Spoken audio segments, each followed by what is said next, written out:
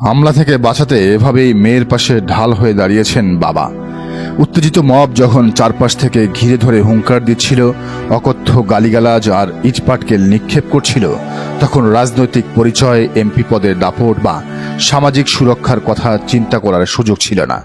আক্রান্ত মানসিক ভারসাম্যহীন সন্তানকে বাঁচাতে একজন পিতা হিসেবে নিজের শরীরকেই বুলেট প্রুফ জ্যাকেট বানিয়ে সামনে এসে দাঁড়িয়েছিলেন যশোর 4 আসনের সংসদ সদস্য গোলাম রসুল।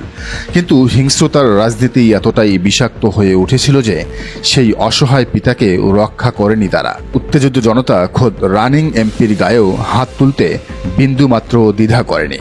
রাজনীতিতে যখন আদর্শের চেয়ে ক্ষমতার দাপট আর পেশিশক্তির লড়াই বড় হয়ে ওঠে, তখন সাধারণ মানুষের ঘরবাড়ি থেকে শুরু করে একজন নির্বাচিত সংসদ সদস্যের বাড়ি পর্যন্ত মব জাস্টিস আর হিংস্রতার থাবায় কেঁপে ওঠে।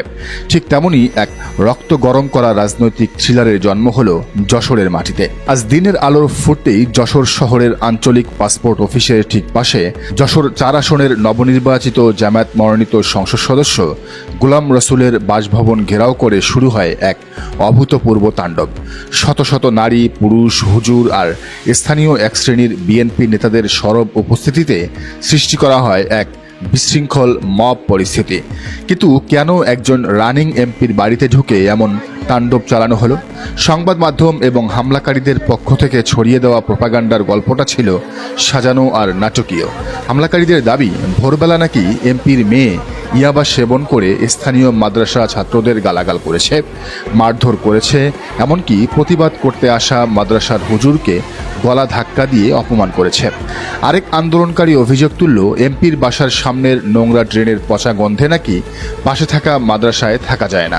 বারবার বলা সত্ত্বেও এমপি নাকি ড্রেন পরিষ্কার না করে উল্টো নোংরা ব্যবহার করছেন। আবার কেউ কেউ এক ধাপ এগিয়ে উচ্চকণ্ঠে ঘোষণা দিল, এমপির মেয়ে নিয়মিত মাদক গ্রহণ করে এবং তার আচরণ অত্যন্ত উগ্র। কিন্তু রাজনৈতিক ফায়দা হাসিলের জন্য জনসম্মুখে যে কাল্পনিক ভিলেনের রূপ দাঁড় করানো হলো, অনুসন্ধানে বেরিয়ে এলো তার আসল, নির্মম এবং বাস্তব সত্য। প্রকৃত সত্য হলো, যশোর 4 আসনের সংসদ সদস্য গোলাম রসুলের একমাত্র মেয়ে মেহজাবিন জান্নাত অনন্যা দীর্ঘদিন ধরে সিজোফ্রেনিয়া নামক এক অত্যন্ত জটিল ও মারাত্মক মানসিক রোগে ভুগছেন। ভারতের হায়দ্রাবাদের স্বনামধন্য হাসপাতাল থেকে শুরু করে বাংলাদেশের শীর্ষ মনোরোগ বিশেষজ্ঞদের অধীনে তিনি দীর্ঘদিন ধরে চিকিৎসাধীন। মানসিক ভারসাম্যহীনতার কারণে তিনি মাঝে মাঝে নিজের উপর নিয়ন্ত্রণ হারিয়ে ফেলেন। অথচ কি নৃশংস রাজনৈতিক খেলা! একজন অসুস্থ মানসিক রোগীকে রাজপথের ভিলেন বানিয়ে কাল্পনিক অপবাদ ছড়িয়ে রানিং এমপির বাড়িতে সরাসরি হামলা চালালো স্থানীয় বিএনপি এবং উত্তেজিত জনতার একদল লোক। আর এর চেয়েও বড় শয়তানি শুরু হলো ঘটনার পর। অসুস্থ মেহজাবিনের পুরনো চিকিৎসার একটি প্রেসক্রিপশন হাতে পেয়ে বিএনপির নেতাকর্মীরা সামাজিক মাধ্যমে নতুন নাটক ফাঁদতে শুরু করলো। সেই নথিতে লেখা ছিল অ্যাকিউট প্যানক্রিয়াটাইটিস। আর তা দেখেই সাথে সাথে প্রচার শুরু হয়ে গেল, এমপির মেয়ে নাকি অতিরিক্ত মদ্যপান করে। অথচ চিকিৎসা বিজ্ঞানের ন্যূনতম জ্ঞান থাকা মানুষও জানে এই রোগের অন্যতম একটি কারণ মদ্যপান হলেও বাংলাদেশে এই রোগে আক্রান্ত শতকরা 99% মানুষের সাথেই মদ পানের কোনো দূরতম সম্পর্ক নেই। এটি পিত্তথলির পাতর বা অন্যান্য জটিলতার কারণে হয়ে থাকে। যদি কুযুক্তির খাতিরে বিএনপির এই শয়তানি প্রচারণাকে সত্যই ধরে নেওয়া হয়, তবে তো ইতিহাসের বড় আয়নায় নিজেদেরই মুখ দেখতে হবে। কারণ লিভার সিরোসিস রোগের প্রধান কারণও চিকিৎসা বিজ্ঞানে মদ্যপান হিসেবে চিহ্নিত। আর বিএনপি নেত্রী বেগম খালেদা জিয়াও কিন্তু লিভার সিরোসিসে আক্রান্ত ছিলেন। তৎকালীন স্বৈরাচার শেখ হাসিনা যখন এ নিয়ে কুরুচিপূর্ণ ইঙ্গিত করে কথা বলতেন, তখন তীব্র প্রতিবাদ জানিয়েছিল দেশের সাধারণ মানুষ এবং জামাত শিবির। রাজনীতি যখন এতটা নিচুতলায় নেমে যায়, তখন নীতিনৈতিকতার সব সীমান্ত বিলীন হয়ে যায়। যশোরের 6টি সংসদীয় আসনের মধ্যে 5টিতেই বিশাল ব্যবধানে জয়ী হয়ে এখন সংসদ সদস্য পদে রয়েছেন জামায়াতে ইসলামীর প্রতিনিধিরা। কিন্তু নিজেদের দুর্গে একজন এমপির মানসিক অসুস্থ মেয়েকে কেন্দ্র করে যখন সরকারি দল কিংবা বিরোধী দলের লোকজন মব তৈরি করে এমপি ভবনে হামলা চালায়, তখন প্রশ্ন ওঠে জামায়াতের ভূমিকা নিয়ে। আইন হাতে তুলে নেওয়া এই মবের বিরুদ্ধে রাজপথে কোনো শক্ত ও কঠোর প্রতিরোধ না গড়ে তুলে খোদ সংসদ সদস্য লাইভে এসে কান্নাকাটি করছেন আর বিচারের ফরিয়াদ জানাচ্ছেন। জনগণের ভোটে নির্বাচিত একজন সংসদ সদস্য যদি নিজের ঘরের অসুস্থ সন্তানকে নিরাপত্তা দিতে না পারেন, ব্যর্থ হন, তবে ওই এলাকার হাজার হাজার লাখো লাখো সাধারণ জনশক্তি এবং আমজনতাকে তিনি কিভাবে নিরাপত্তা দিবেন? রাজনীতি সচেতন বিশ্লেষকরা বলছেন এটি কোনো বিচ্ছিন্ন ঘটনা নয়।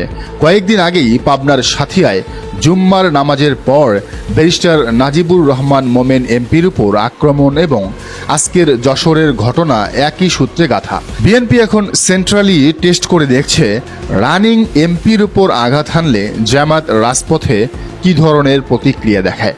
আর জামাত যদি এভাবেই আত্মতুষ্টি আর দুর্বল রাজনৈতিক প্রতিরক্ষার পরিচয় দিতে থাকে, তবে এই হামলা কেবল যশোরের এমপি ভবনেই থেমে থাকবে না, কিংবা পাবনার সাথিয়ায় থেমে থাকবে না। সিটি কর্পোরেশন, জেলা, উপজেলা কিংবা ইউনিয়ন পরিষদ নির্বাচনে এই সহিংসতা বহুগুণ রূপ নিয়ে গোটা দেশে ছড়িয়ে পড়বে। রাজনৈতিক বিশ্লেষকদের একটাই বার্তা, এটি জামায়াতে ইসলামীর জন্য এক মহা ওয়েক আপ কল বা চূড়ান্ত সতর্ক বার্তা। রাজনীতিতে যেখানে কেবল হাত জোর করা, গাদাগাদি আর নরম সুরে কাজ হয় না, সেখানে দরকার পড়ে শক্ত হাতের প্রহার এবং পাওয়ার পলিটিক্স। যদি নিজের লাখ লাখ কর্মী এবং জনশক্তিকে মাঠে নামিয়ে তাদের সঠিক আইনি এবং শারীরিক নিরাপত্তা নিশ্চিত করতে না পারেন, তবে রাজনৈতিক শিষ্টাচারের দোহাই দিয়ে আরামায়েশের রাজনীতি বন্ধ করা উচিত। কারণ লাখ লাখ নেতাকর্মীকে ময়দানে নামিয়ে বিপদে ফেলে দিয়ে তলে তলে সরকারের সাথে সমঝোতা বা নিছক কৌশলগত নমনীয়তা দেখালে ইতিহাসের কাঠগড়ায় কাউকেই মাফ করা হবে না। যদি রাজনীতি করতে হয়, তবে রাজপথের ক্ষমতা এবং পাওয়ার পলিটিক্সকে সঠিকভাবে প্রয়োগ করেই টিকে থাকতে হবে। নতুবা হিংস্র রাজনৈতিক ময়দান ছেড়ে দিয়ে দল বেঁধে রাজনীতি থেকে ইস্তফা দেওয়া ছাড়া আর কোনো উপায় থাকবে না। প্রয়োজনে তাবলিগ করুন, তারপরও নিজেদের দলের লাখো লাখো নেতা কর্মীকে এভাবে বিপদে ফেলবেন না। এখন দেখার বিষয়, যশোরের এই ন্যাক্কারজনক মব হামলার পর জামায়াত কি রাজপথে নিজেদের ক্ষমতার রুদ্ররূপ দেখাবে, নাকি প্রতিপক্ষের এই টেস্ট রানে একে একে নিজেদের প্রতিটি দুর্গ হাতছাড়া করবে? যশোর এবং পাবনার জনগণ যদি বুঝতে পারে যে এসব এমপিদের দিয়ে তাদের কোনো কাজ হয় না, এসব এমপিরা তাদের বিপদে পাশে দাঁড়ায় না, তবে যশোর এবং পাবনা কিংবা উত্তরাঞ্চলের অন্যান্য জেলাগুলোর ভোটাররা সামনের নির্বাচনে বিএনপিকেই আবার ক্ষমতায় আনবে, জামাতকে নয়। জামাত যে 68টি আসন পেয়েছে, সেখানে 8টিও পাবে কিনা তা নিয়ে যথেষ্ট সন্দেহ সংশয় দেখা দেবে। আর এটাই হলো বিএনপির পলিটিক্স। উত্তপ্ত রাজনীতির আগামীর খেলা দেখতে পুরো দেশ এখন উদ্বেগে তাকিয়ে আছে। প্রিয় দর্শক, বিষয়টিকে আপনি কিভাবে দেখছেন জানান মন্তব্যের ঘরে। আর এই চ্যানেলে নতুন হলে অবশ্যই সাবস্ক্রাইব করুন এবং বেল আইকনটি বাজিয়ে রাখুন, যাতে পরবর্তী ভিডিওর নোটিফিকেশন আপনি পান।